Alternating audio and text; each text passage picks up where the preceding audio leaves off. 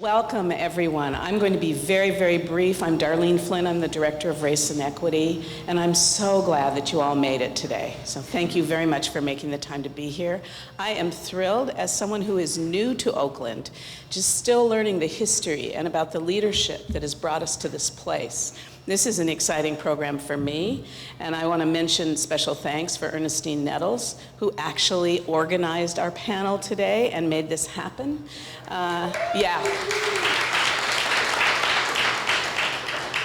She is herself truly a fount of wisdom and history for the city of Oakland, and is well connected to others who are also.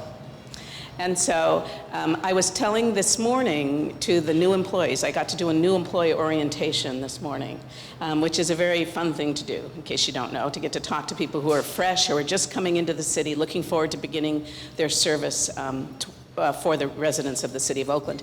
And I got to mention, as I always do, the shoulders that we stand on, and how this work is not brand new, even though the Department of Race and Equity is relatively new.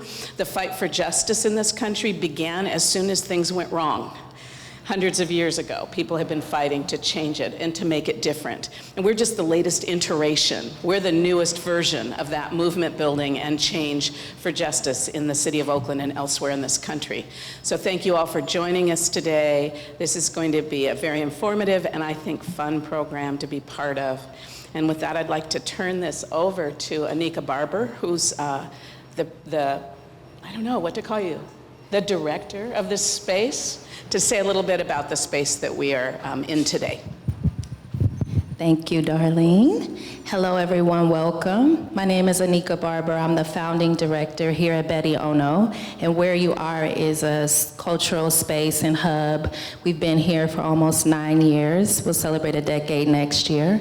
And a lot of our work has been rooted in racial justice and equity, particularly from a cultural perspective, and looking at the relationship between culture and politics and change. And as a 5-generation native Oaklander, I feel really honored and privileged to be able to have this space. We fought for the space. We were fighting with our friends at the city and the real estate department to be able to be here, and we won in March, y'all. So. We won a long-term lease, which gives us 5 years and maybe 2 additional years to continue to be in this space at a rate that we can afford.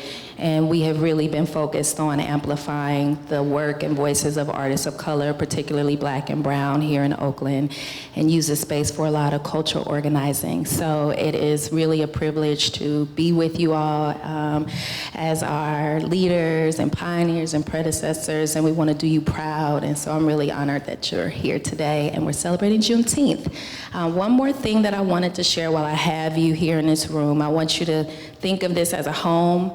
We're really holding this space down with all of the change happening in Oakland, and we have a campaign going on right now called Betti Ono for the Culture, and we're raising $35,000 this summer to continue to build on our program and create a sustainable future for this work. So please, if you have your iPhones, take them out and go to our website. It's bettiono.com, and it's Betti with an I, and read about us, learn about the campaign, and join us. You're welcome. Okay? Thank you. Thank you, Anika. I'm going to introduce Ayanna Allen. She has put a lot of work into the logistics and organizing of this program. She's going to kick off the panel with a little bit more information. Hello, good afternoon, welcome, and happy Juneteenth. Thank you all for taking the time out of your day to come and join us in celebrating this monumental day. Very special to me personally, and thank you to our panelists. For the sake of time, I'm just going to read directly from my paper to give you a little bit of brief information on what Juneteenth is, in case you don't know. So Juneteenth is also known as Black Independence, also known as Emancipation Day, celebrates the end of legal African enslavement. Although the Emancipation Proclamation occurred 2.5 years earlier, many oppressors continued to hold the enslaved after the announcement. It wasn't until June 19th in 1865 that General Gordon Granger arrived in Galveston, Texas, and announced the end of the Civil War and the end of legal slavery. The first state to acknowledge Juneteenth as a holiday was Texas, and since then, 45 other states in this country and the District of Columbia also commemorate or recognize the day. Juneteenth is still not a federal state holiday. As the tradition of Juneteenth spread across the U.S., different localities put different spins on celebrations. Traditionally, the holiday is celebrated with oral histories and readings, barbecues, and most popularly rodeos in the southwestern regions. Today, the city of Oakland celebrates with this year's theme surrounding Sankofa, symbolizing taking from the past what is good and bringing it into the present, making positive progress through the benevolent use of knowledge. So with that said, I'd like to introduce our panelists. Over here to the far left, we have Ms. Ernestine Nettles. She is a city employee of 13 years. She's an assistant contract compliance officer and a lifetime born and raised Oakland resident. She's also an Oakland Tech alumni. We also have Alita Cannon here. She's the first African-American councilwoman of 12 years. She has been coined the Queen of West Oakland. She is also the mother of narrow lots. So she's made a lot of the development that we have today on narrow lots possible, right? And she, she's from Boston, Massachusetts, and a very long time resident of Oakland. Done a lot of her work here. We also have next Mr. Leo Bazzill. He's a former City of Oakland councilman of 10 years. He was born in New Orleans, Louisiana, but he's been in the City of Oakland since he was 2 years old. So he's from Oakland. And he's a Fremont High alumni.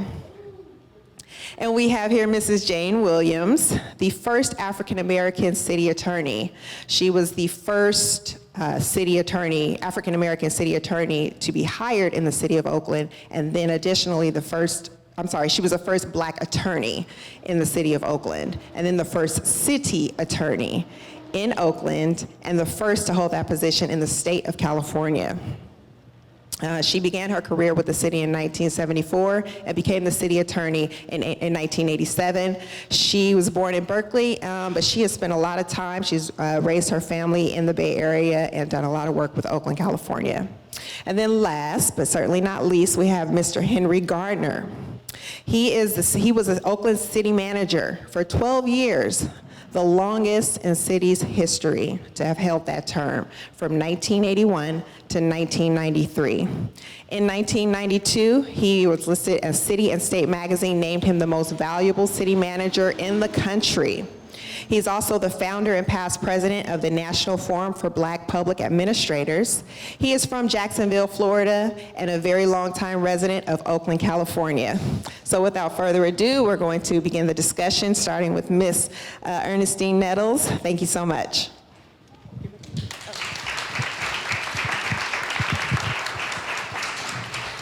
Good afternoon, everyone, and thank you for coming out. I would like everyone to take just a moment of silence in remembrance of Lionel J. Wilson, Charlotte Lewis, Donald P. McCullum, Billy Dunlap, Reverend Herbert Geis, Ambrosia Jones, Ralph Williams, C.J. Patterson, Lillian Love, Marcus Foster, Edna Washington, George Scotland, Ruth Jackson, Barney Hilburn, and Tom Berkeley, and many, many more. Carter Gilmore. So can we just have one moment of silence in remembrance of these people whose shoulders we stand on?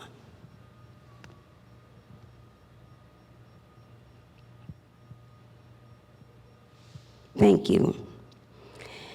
Now, I'd like to thank everyone on the panel for your service, for providing us and our city and the residents with a response time within 5 days, policies which reflected equity and equality, clean streets, fewer potholes, balanced budgets, and growth for employees with no graffiti and the opportunity for all to excel. This is going to be a discussion. And the question to our panelists is, how did you overcome the Redding, Bechtel, Nolan, and Kaiser machinery in politics? Particularly to you, Henry, because at that time, Oakland was a city manager form of government. What was the mechanism that you, Lionel, and the council put in place to give birth to the most diverse city in the country? And I'd like for each of the other panelists to tell us about the challenges and the obstacles you had to overcome for your success and to bring our city to where it is now. Because when you were in charge of this city, we had more minorities as department heads.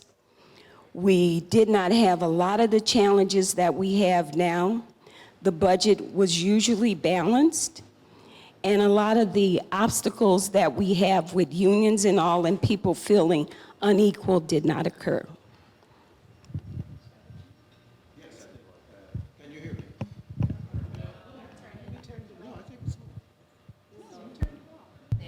Is that better? Okay, now you can hear me, and I'm glad that you can. I started my career in Oakland in 1971. Actually, I was with the city 22 years, and the last 12 as city manager. When I walked into City Hall, there were approximately 800 employees in that building. The only African Americans who were not custodians numbered 4. There was one clerk in Public Works. There was Juanita Bray in retirement, a Cal graduate, and the clerk was all she was ever going to be until Lionel Wilson became mayor. And there was one professional in the Office of Personnel called at the time, and that's where I started my career. Actually, there were 2. One was personnel analyst, and the other was Jean Love, who was director of New Careers. When I left City Hall, there were still approximately 800 people in the building, and over half of them were African Americans.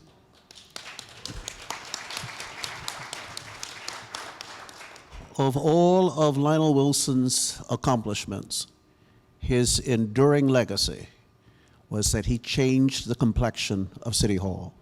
He was determined that City Hall would look like the people of Oakland. My challenges actually were few. I had extraordinary support from Lionel and actually from all of the council members. And so I never really faced that much of a challenge in terms of the initiatives that we undertook, because what I recommended, the council embraced. And by the time I became city manager, actually a majority of the council looked like me. And so issues of race and equity, issues of affirmative action, Oakland did not back down from any of those issues.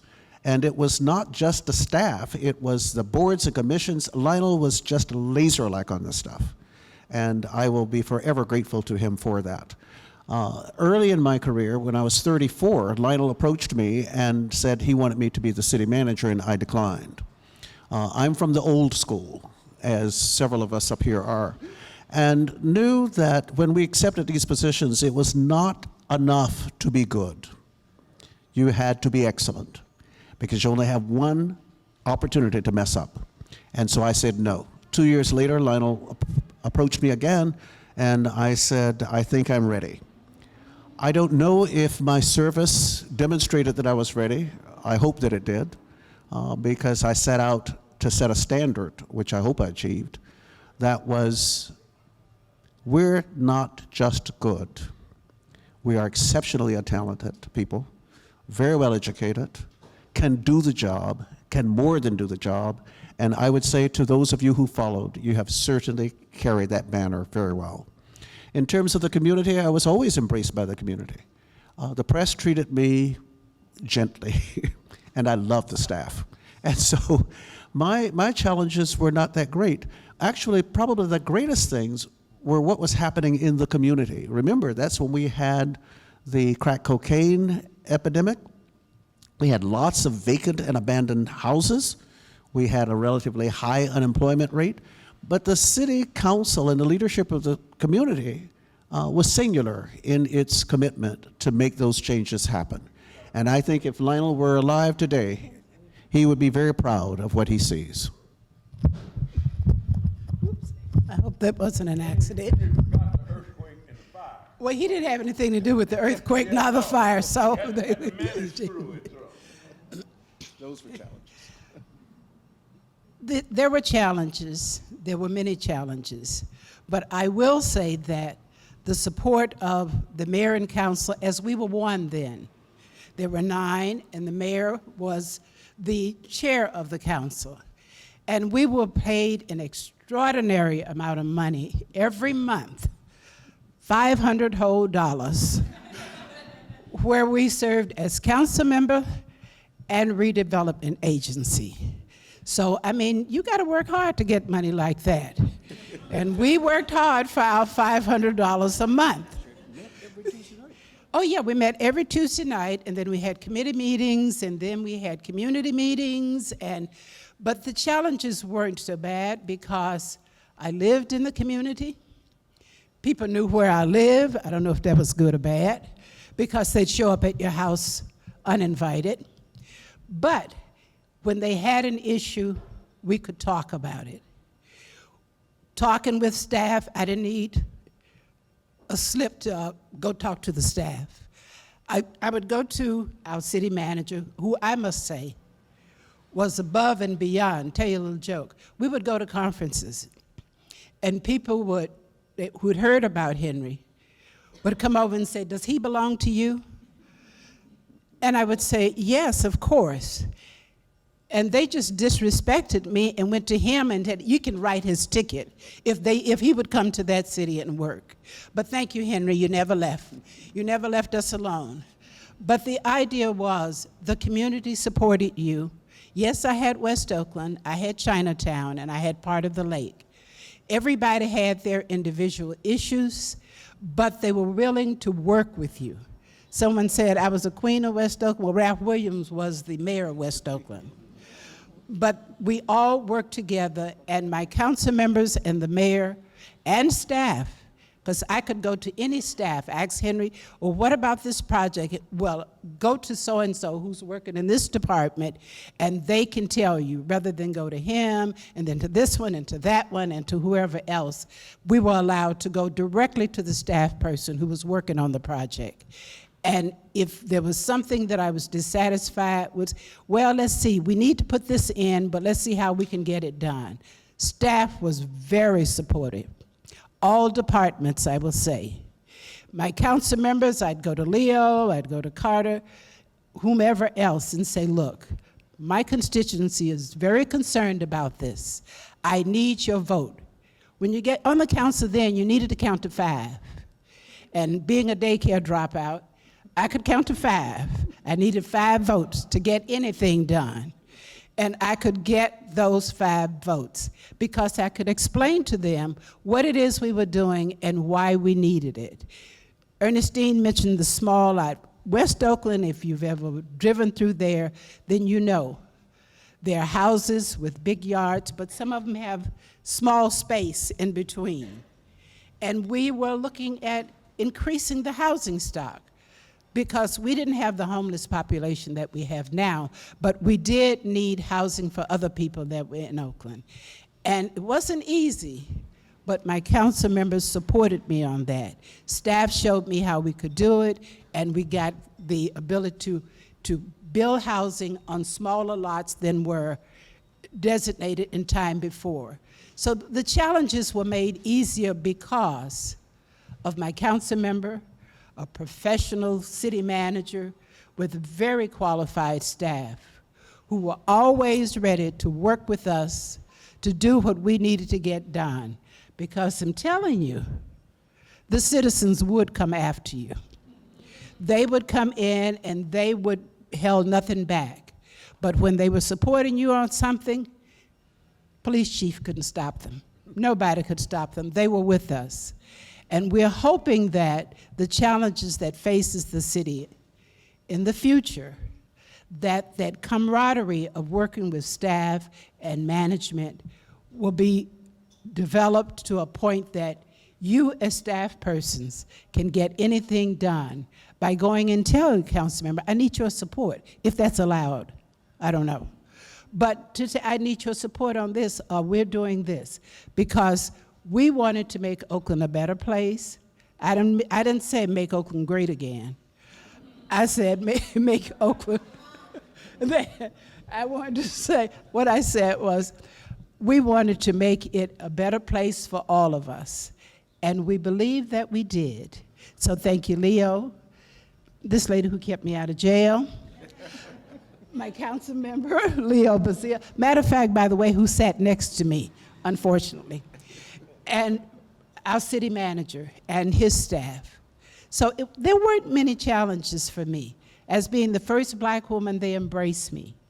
They helped me to get through it. I had worked for the legislature for 17 years, so it came out very good. And thank all of you, and keep up the good work, please. Thank you.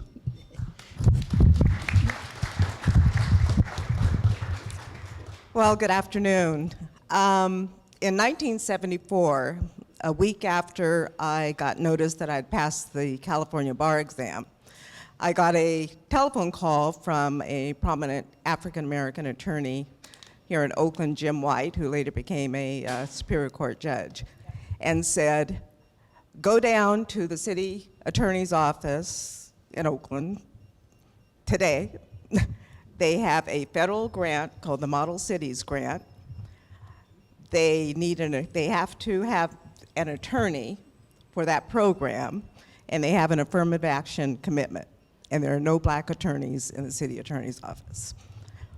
So I was living in Oakland at that time, went to City Hall, put on my one interview suit, and met with the city attorney.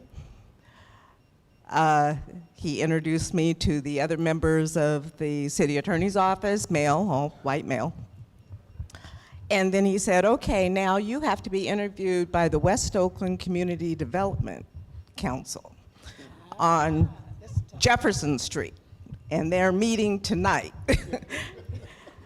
Okay, so that evening I went down to, I think it was 12th and Jefferson, to the community meeting, still in my interview suit, in a room full of community activists, smoke-filled room at that time. And the first question they asked was, what can you do for the community? And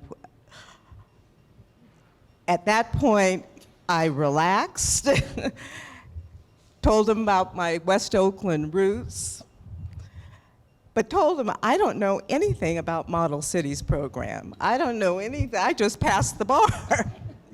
And they said, that's okay, we can teach you.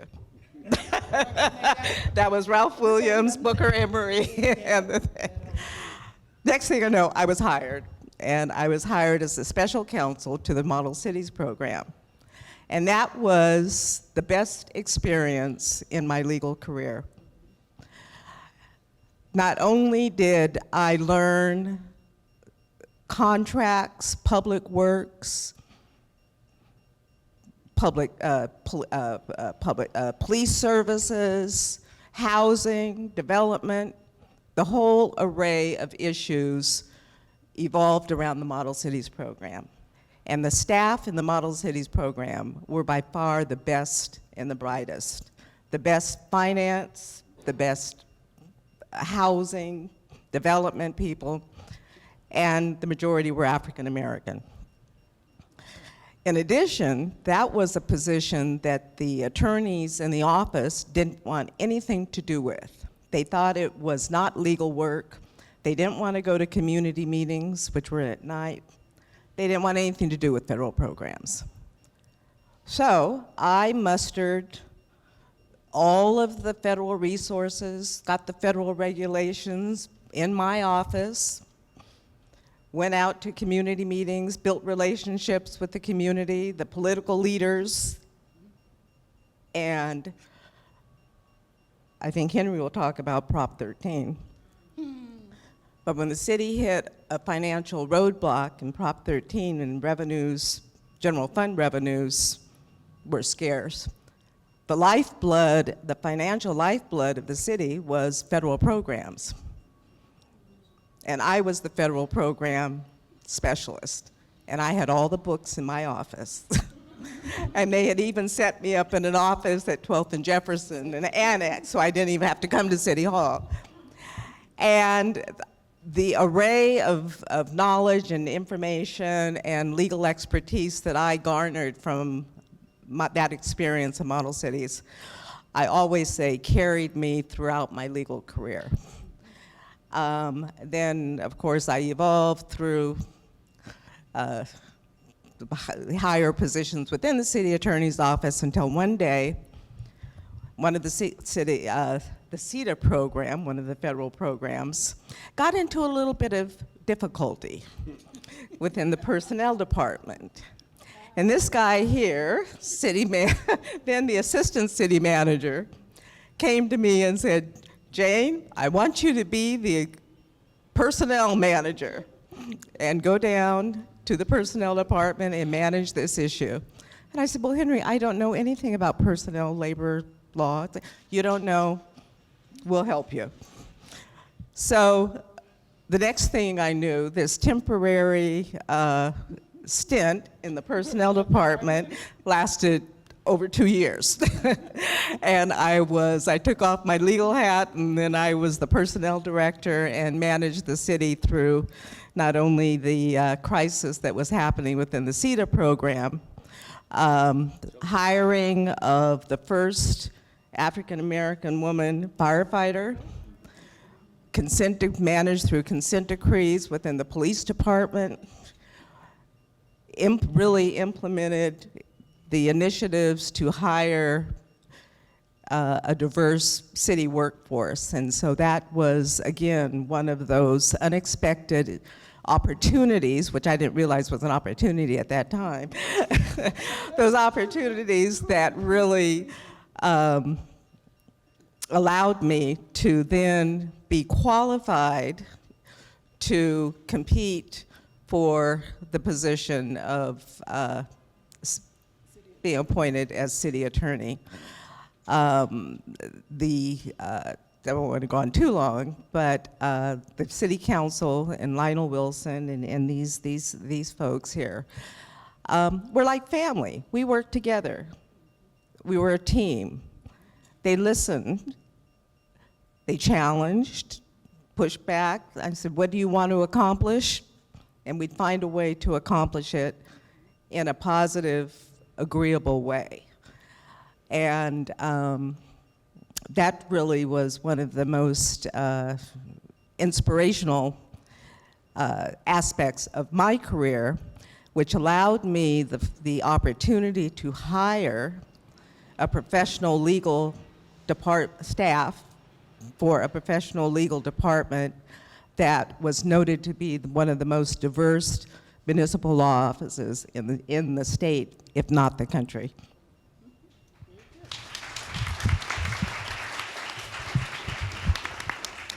Okay.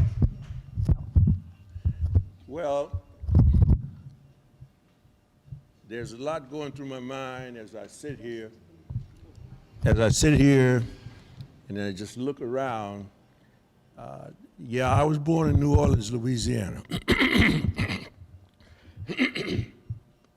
And I just want to give you history because there's so many issues. I see a lot of young people in here, so I don't think anybody here was here in 1945 when I was brought to Oakland, California.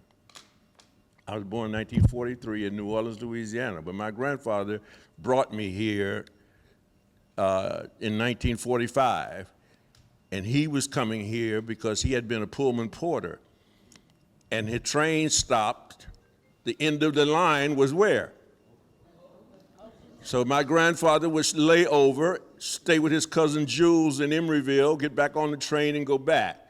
While he was here, he dropped off an application at the city street department at that time and went on about his business. On one of his return trips, my cousin Jules told him that he had a letter from the city of Oakland. The city of Oakland wanted to hire him as a worker in the street department. That is what brought my family to 16th and Woods with our cardboard box and paper bag full of fried chicken and whatever chicken bones was left. So at 2 years old, 16th and Woods, that's when I arrived.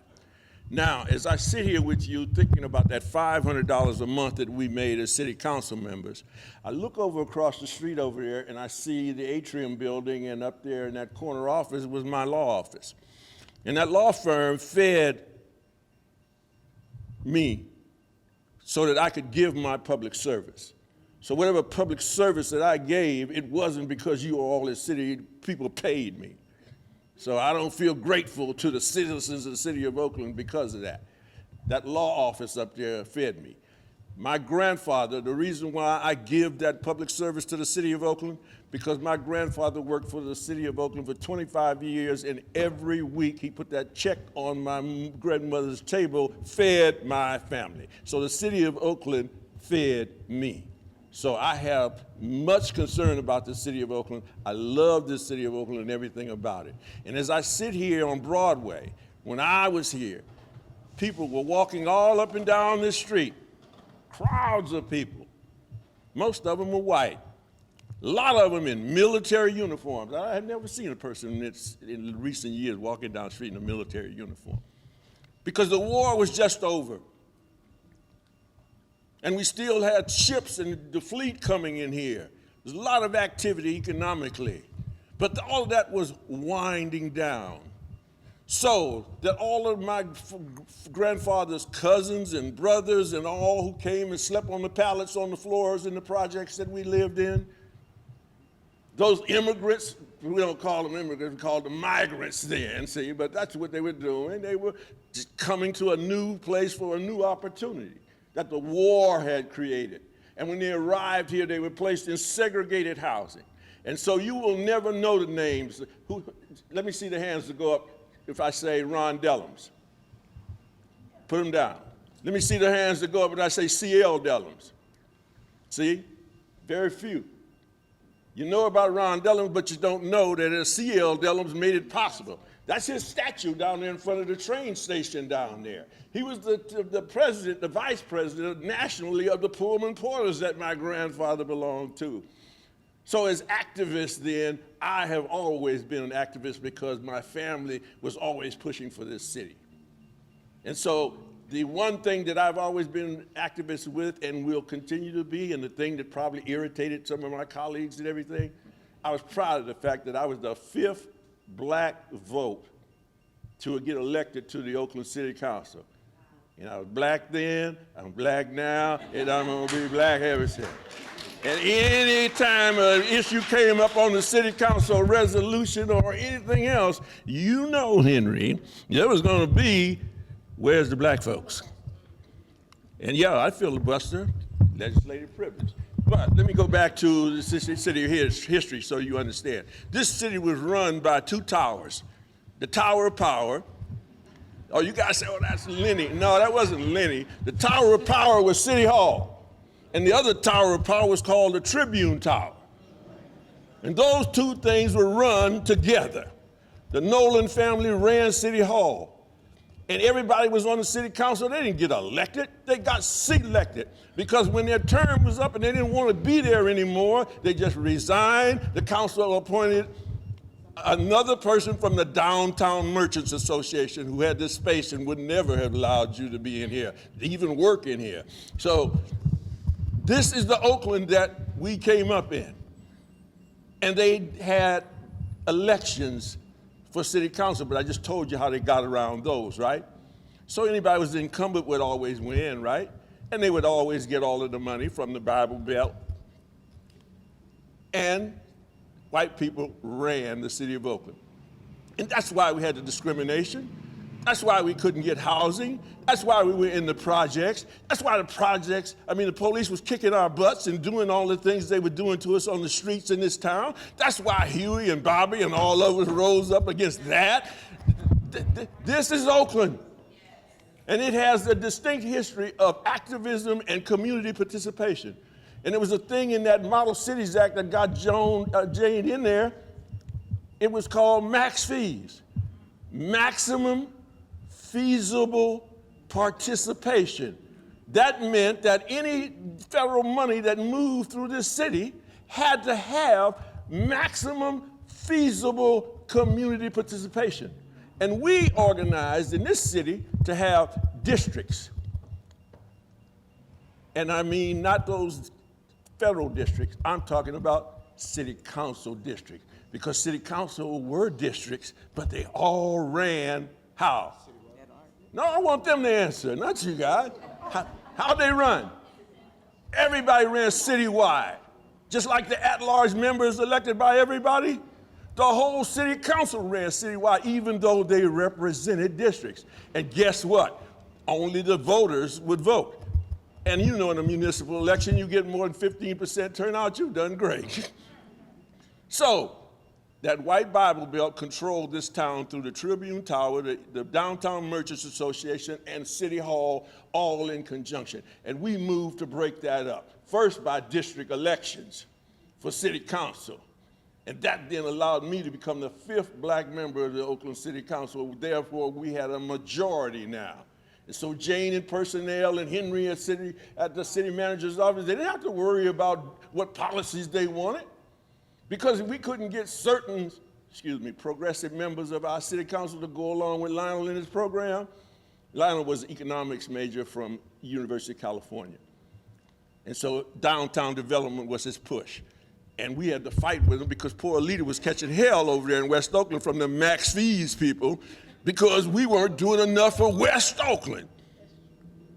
And then we had to support her in terms of what she wanted to do, give her our votes and everything else, but she knows that we had the horse trade. We had to bargain. We had to do legislative things. And so in order to do legislative things on $500 a month, I, along with some others, got Richard Winnie, the city attorney, to draft a strong mayor form of government. And that's where district election, strong mayor form of government, those kind of things are progressing to you. I'm proudest of the fact that that city hall over there right now, this plaza and all these things that we named about these people that did things in this city, I'm proud to have been a part of that and continue to serve my city. I have been here since 1945. I'm still at 2275 100th Avenue, and I'm gonna be, as Danny Glover said, the last Negro in San Francisco. I'm gonna be the last Negro in Oakland. And the gentrifiers and everybody else are not gonna run me out of town.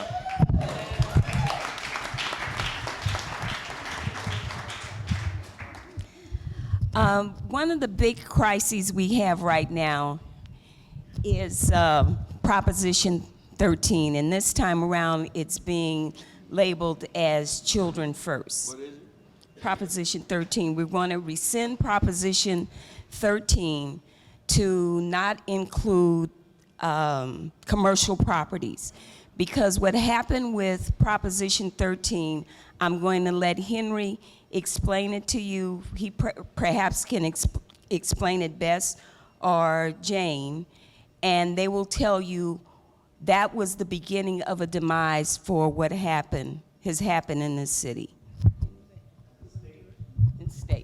The state.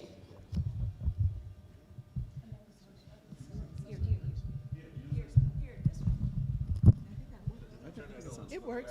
I think it's No, it's not.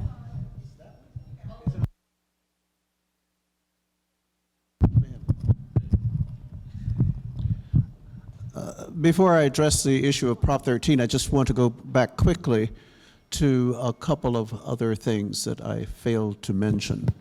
One was when we talked about challenges. There were challenges in certain aspects of the community. There was some resistance to what was happening in City Hall. There was also some resistance from within the city staff. I do remember that the great Arice Jameson told me that she started her career with Oakland in the early 1950s, probably around the same time as Juanita Bray. And Arice was and remains the fastest typist I've ever seen in my life. Her fingers would fly across that keyboard. Arise said she took the exam for secretary. She always finished first, passed over, passed over, passed over. Finally, she was promoted to secretary. Then she took the test for senior secretary. Finished first, passed over, passed over. She finally became the administrative secretary to the fire chief. And then she later became the city clerk. Just an amazing, amazing woman. But she often told me that story about how difficult it was, number one, to get hired, and how difficult it was to move up into the organization. Secondly, I appointed the first African-American police chief, the first African-American fire chief, the first African-American director of the Office of General Services, which was a very large department at that time, and several others. And inspired and supported, and I won't and cannot say it enough, by Lionel J. Wilson. Prop 13 was passed in 1978, and it was a Howard Jarvis, Paul Gann initiative that won by a landslide. Property taxes were being increased dramatically year after year. 7% increase one year, 10% increase the next year, 12% increase the next year, and people were just going mad. We did, at the state level, we did too little, too late. Prop 13 swept the state, and we haven't been able to fill that gap since. I have given this speech many times. You look at the schools have been the major casualties of Prop 13. Your streets and roads have been second. When Prop 13 passed, the then Public Works Director estimated that we were going from a 30-year repavement cycle to an 80-year repavement cycle, and then a 100-year repavement cycle. And if you've driven Oakland streets, we're on 100 years. Prop 13 is principally responsible for that, but that's not all of it. So what Prop 13 did was it limited the increase for property taxes every year, cannot exceed 2% unless 2/3 of the people vote to increase it. So it's a very, very high bar. It only takes 1/3 of the people to say no, and you don't get the tax increases. It does allow you to raise, it automatically goes to 1% upon sale, but has greatly limited public service throughout the state. Oakland was listed as the hardest hit city in the entire state from Prop 13 because we were so reliant on the property tax. What Ernestine Nettles just referred to, for the 2020 ballot, there is a proposal to change Prop 13 so that commercial property will be reassessed, and I've forgotten now whether it's every 5 years, every 7 years. Those properties don't turn over nearly as often as residential properties, and they have been the primary beneficiaries of Prop 13. A lot of these office buildings are still under the same ownership through mergers, acquisitions, but because of the complication of the tax laws, they are still considered to not have actually changed hands. So most of these commercial buildings are paying the same, unless they're new, they're paying pretty much the same property taxes they were paying in 1976 with a 2% increase. So this measure would exempt residential property, would still be capped by the 2%, not just single family homes, but multiple units, apartment buildings. So we get rid of that argument that, it's harming residents of residential property. This would only affect non-residential property. So industrial property, commercial property, all of those, then we would be able to raise the tax, not just when they change hands, but, and I've forgotten how frequent it is, but it's either every 5, every 7 years. I just hope that the voters of California are not misguided by the millions and tens of millions of dollars that will be spent to confuse the hell out of people and scare them so that they vote no on this measure. It is in your interest, it's in your community's interest, it's in your grandchildren's interest to vote yes.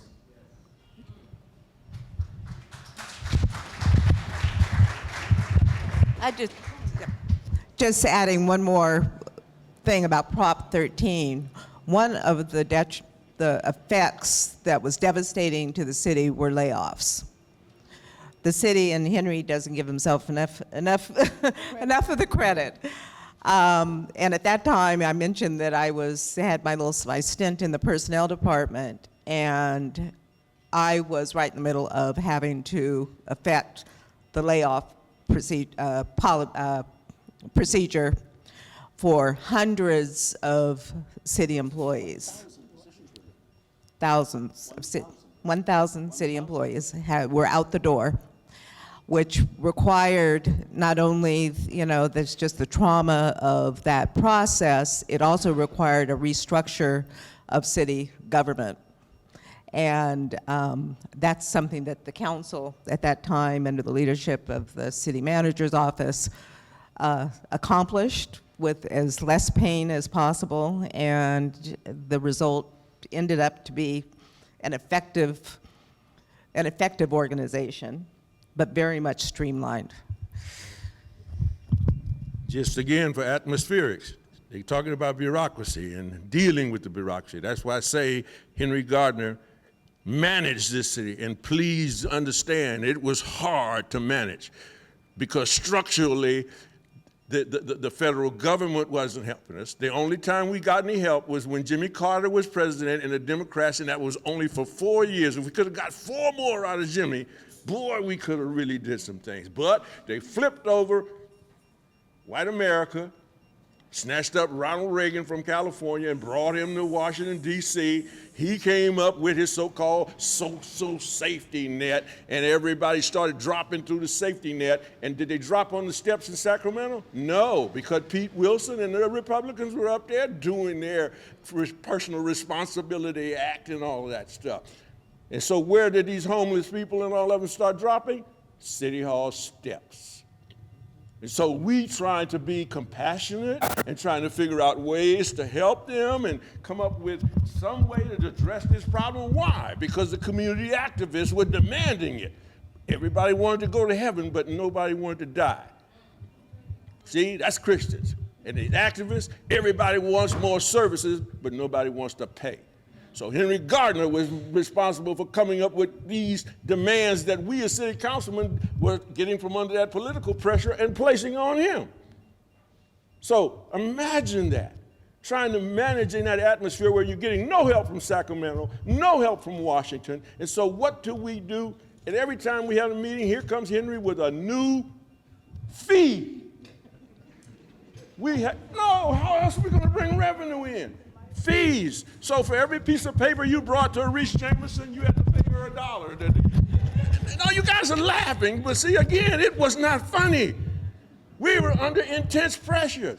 And I feel for you in local government right now if you are in local government, because I know what kind of pressures you're going under with all of these demands and nobody wanting to come up with the money to do it. So when we tell you that these corporations put in Proposition 13, that you locked into 2% until you change hands, they knew those businesses were not going to change hands, and so they are locked in, and you need to change that. But don't depend upon your fellow Californians to understand this and not be tricked, and especially not white liberals. Because I want to say this about white liberals in this town who held us back as far as I was concerned, because we were too black for them. Oh, they wanted integration and everything was going to be blah, blah, blah, blah. But how is it now? Who's buying up these homes and pushing us out of this town and everything? See, so there's a whole different set of problems that I don't hear much about because I'm a senior citizen. It's quiet where I live. But what I'm trying to tell you is that not only were the structural changes hurting us, but the attitudinal changes were hurting us. And let me tell you how we got Proposition 13. And then I'll finish, because this is what people don't want me to say or whatever. This is my council members trying to gavel me down, but I had that mic. The people gave me that mic, and I was going to have my say. Now, Proposition 14. No. Was it 14 that did the housing? Rumford? Rumford Fair Housing Act. Alita is an assembly veteran. She worked for Assemblyman John Miller and Elihu Harris and the whole bit. So she's state legislature. The Rumford Fair Housing Act was passed, said you could not discriminate in Californian housing. because they had these restrictive covenants and all these other kinds of things. And for some reason, we just could not get out of the projects, out of the Brookfield Village up above MacArthur Boulevard. And Rockford opened up the doors. So the people of California put it on the ballot and said that you could discriminate in your private property. And it passed. 2-1. Don't ever think that California is a liberal state. We made that big mistake. When it comes down to people's economic interests, their property interests, or their children's schooling, their politics turns all together. So that's what happened in California on Prop 14. So we then began to struggle for more housing, real estate, cracking, doing all these things, but no help in Sacramento because Republicans wouldn't help.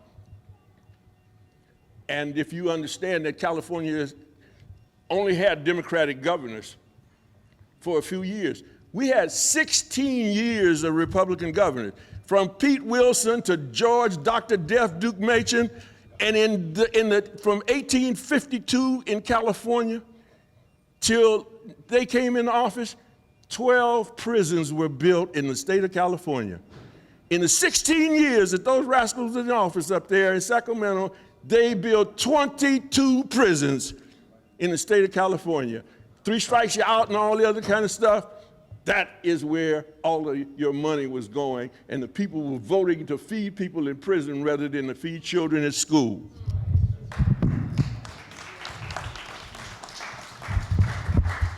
Well, with that being said, we'd like to thank everyone for coming today. Hopefully, Race and Equity will do a part 2 or 3. We also plan to address redevelopment in Oakland and the role that African Americans played in redevelopment. Fortunately for us today, we have one of the former executive directors, the first executive director of Oak Center Redevelopment here with us today, Mr. Williams. And we look forward to many more forums like this. Thank you. Oh, I just need to thank you all so much for what you shared. And as someone who's working in this city now for justice, how much you've inspired me today. Thank you. Thank you so much. I also have an apology to make. In my attempt to be brief, I committed a municipal government faux pas by not introducing Councilmember Lauren Taylor, who joined us for the program this afternoon. Please just stand up and wave. I want to correct that. Let me just look around. Has anyone else slipped in from our leadership, current leadership? All right. Well, thank you. Thank you. We look forward to seeing you again next time. Thank you so much.